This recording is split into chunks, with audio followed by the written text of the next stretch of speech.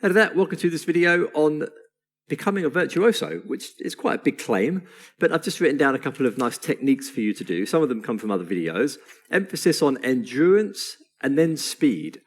Before I do any of these exercises, and before you do, I recommend doing some finger warm-ups and forearm warm-up exercises, which I've done already. So very, very quickly, I do like a palm slap for about, 150, 200 of those. I do a claw, again, about the same. Just to warm up the forearm muscles and tendons, I do the fist roll from the index finger to the little finger. I do a lot of those, and a regular opening and closing of the fist as well, bending the tendons a little bit in both directions a couple of times. So I'm warmed up, and it feels very, very nice. Haven't actually played anything on the piano yet, so this is the first time I've touched it for a day or two. Focusing on endurance, which means you're not just doing it for 10 seconds or 15 seconds. You're going to be doing it for as long as you can at your natural limit. So get a metronome, and we're going to do the first exercise, chromatic pattern. Some of these, again, you may have seen from other videos scattered around, but here they're all together for speed and endurance. Precision is going to come from that as well. Piano orientation. Chromatic pattern is you're going over each block of black notes 3 times. So very slowly, it's like this. I use thumb and middle finger for chromatics. Some people naturally find the index is more comfortable. Use your natural fingering. So first of all, just get used to doing this. By the way, all these exercises about virtuosity, it basically means you can play with speed and precision without any conscious interference. It doesn't just mean, virtuosity doesn't just mean playing fast. That's just one facet of it. It comes with precision, dynamics, nice feeling of expression, all these kinds of things, which all come from having a confidence at the piano and a greater precision. So you're going to go up, down, up again, but continue over the next group of black notes. Go down from the B to the F, back to the B, and then over the next C to E, back down to C, all the way up to B, down to F, all the way up over the next. So just doing that pattern. First of all, just get used to maybe just doing a little group like that. Maybe get used to doing it on the F to the B. Eyes closed, natural limit on the metronome. And just try and push it by 10 or 15 beats per minute every so often.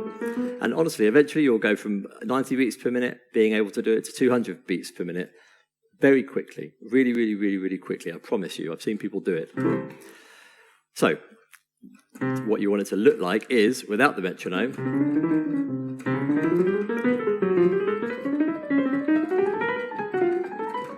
and back down again.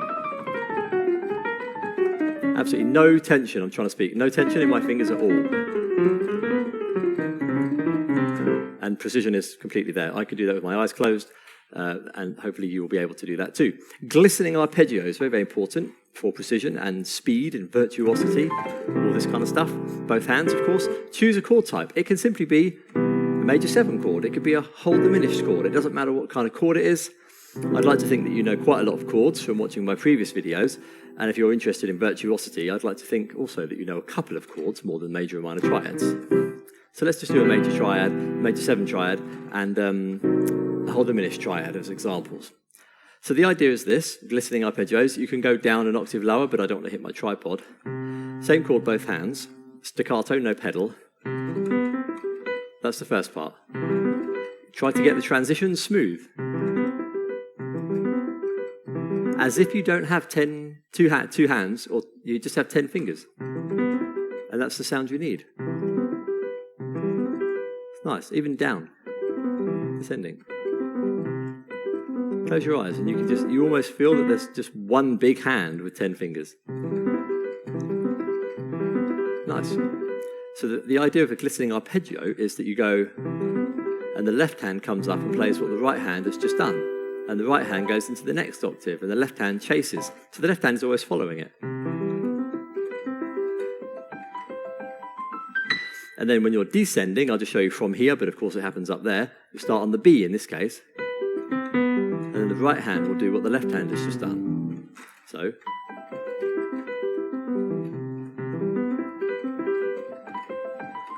And it all sounds very, very nice.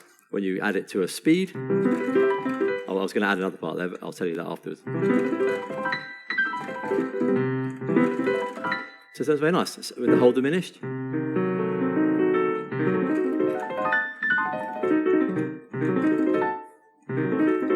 It's nice. But don't be lazy. This is difficult because of the staccato requirement. Every finger has to hit the note at the same power.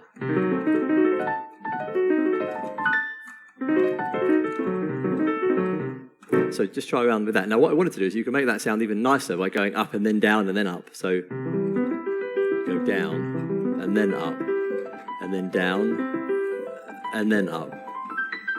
Just sounds a bit nicer.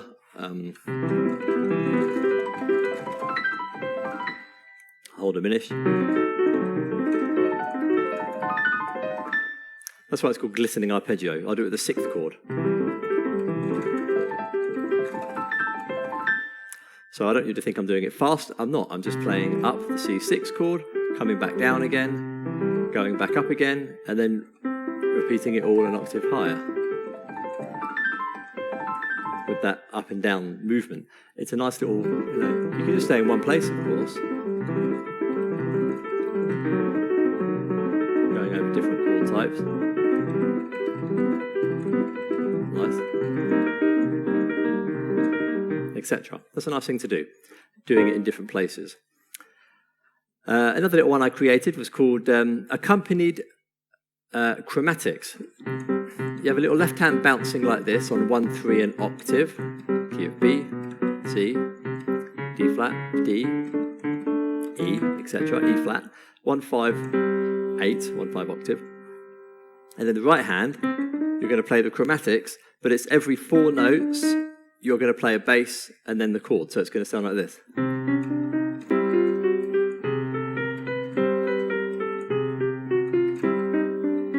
then you land back at the same place. It's just a fun little thing to do.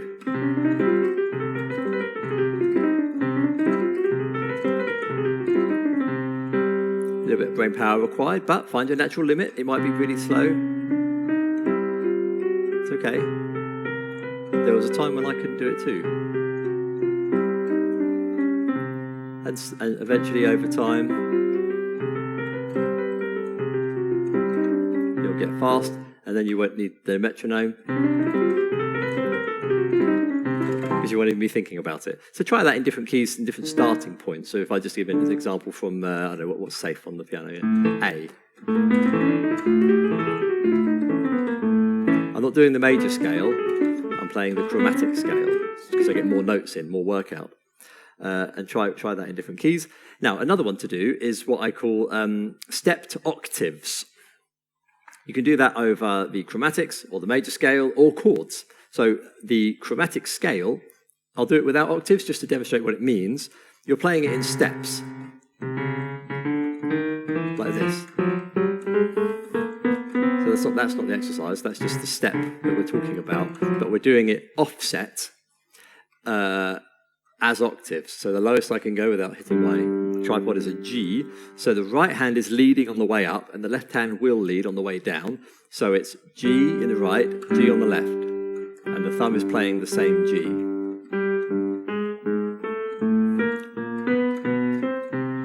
Very, very good exercise with eyes closed. It locks in that octave feeling. I'll go up to F, I guess, and then coming down, the left hand will lead, etc. So there's no tension in my hand. They're just loose on top of the keys.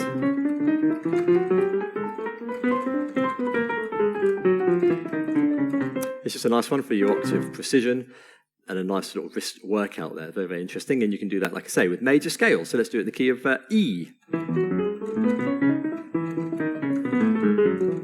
Let's go around the cycle of fourths for fun. So from E, it would be to A. From A, it's going to go to D. Of course, I'm just doing 1 octave. You can do 2. Then to G. Major scale. On to C. F.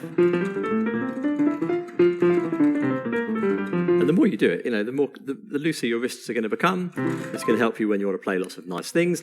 And then you do it with chord types. So let's just do the chords we used earlier, C major 7, C whole diminished. Same thing, C whole diminished.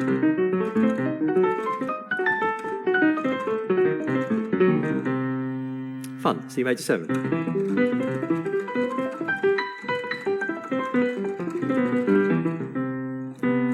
Yeah, finish on C. Mess around with those. The next one I've written is it just mixes a little chord type with a little chromatic climb, again going around the cycle of fourths. You play a chord type very, very quickly, but you run up chromatically to the next key and play a chord type. So let's just do dominant 7 chords this time. So you're doing it with both hands at the same time, like that. Chromatically, but when you come up chromatically, you're going to switch over the thumb and play the bass in the left hand. It just sounds nice. So, C, chromatic, bass, F7, a couple of times if you want. Chromatically up to B flat, B flat 7. Chromatically up to E flat. Why do I hit my tripod? E flat. Up to A flat. Up to D flat. That kind of thing. Up to G flat. Play the bass note. Up to B. Up to E. Up to A. Up to D. Up to G. Bass note. And up to C. It's a fun little one to do, but again, it's about endurance. You're getting a nice little chromatic workout, you're getting an octave jump, you're getting a chord in both hands. Pretty nice one. The next one is to mess around with all the black notes in all the combinations with both hands, because you're going to have to play the black notes often, but they are thinner and shorter than the white notes. So it's good to just focus only on them. So, of course, you've got 5 starting points on the black notes. There's no key to this, it's just the black notes. So the first position is just all the fingers starting from C sharp. So in this one, you get the space in the left hand between the ring finger and the middle finger, and on the right hand, it's between the index and the middle finger. So there's a little asymmetry there, which is good, because when you play the piano, it's always in asymmetry. You don't play the piano symmetrically like a mirror, of course. Very, very nice. And then you move up to the next shape from the E flat, let's call it. This is going to be symmetrical by chance. This helps with your precision for these little thin black notes.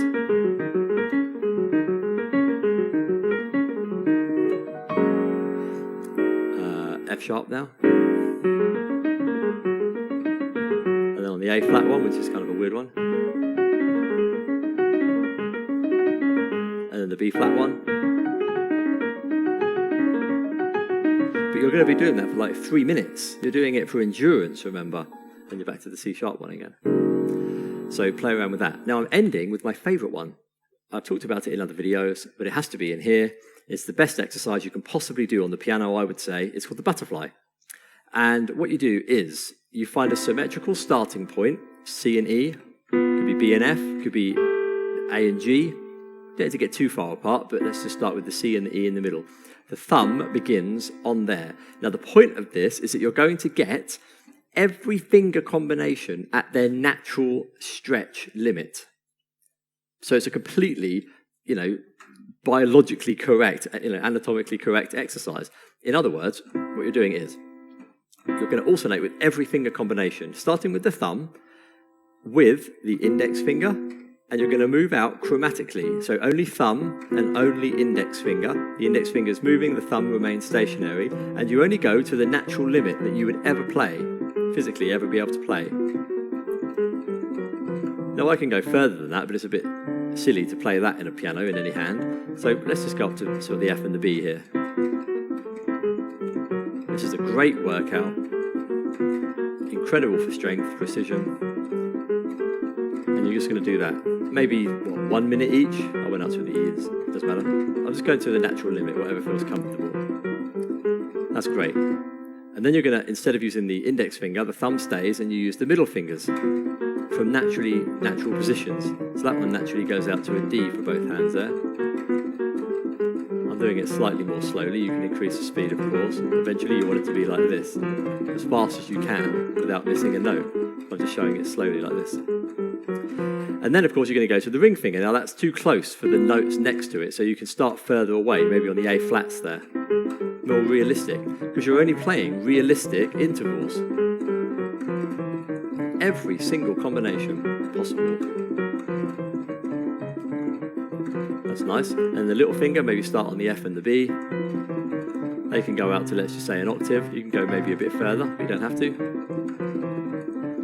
So every finger combination is playing what it may naturally ever play in a real situation. So we've done all of that with the thumb. Now you put the next finger along, the index fingers, and alternate with all the fingers to their sides. So that's going to be the middle finger next. And you're going to get smaller intervals, of course, because the fingers just anatomically, and that's the right word, cannot go further. So it's a realistic exercise. But you do this a lot. This should be your #1 exercise forever. Now, the middle fingers are a bit too close here, so let's just move them out to the B and the F, and it's going to be with the ring finger. Only a few notes there, but that's okay, because that's all that you'll ever have to do.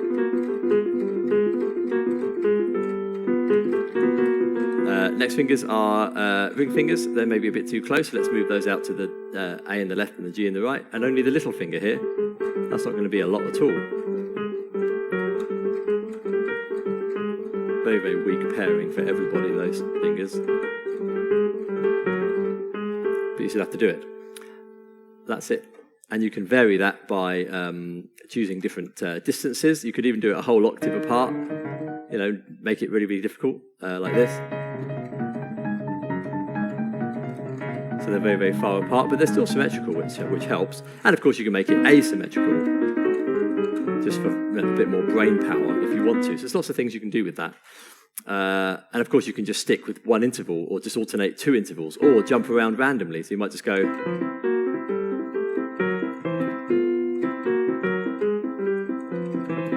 Just jumping around in different places, just to develop a kind of precision, which is quite nice. Or like I say, you can just alternate with 2 notes, the next 2, the next ones, the next ones. So you can do all these variations of that with all the finger combinations. That gives you everything. So these are the things. If you keep doing these with your natural limit, having done some nice warm-ups, sitting in front of the same note all the time, do as much of it with your eyes closed as possible, and push your natural limit. You might start at 90 or 100, and eventually you'll be at 200 plus, and eventually you won't need the metronome because you'll just be doing it all so quickly. Aim for precision.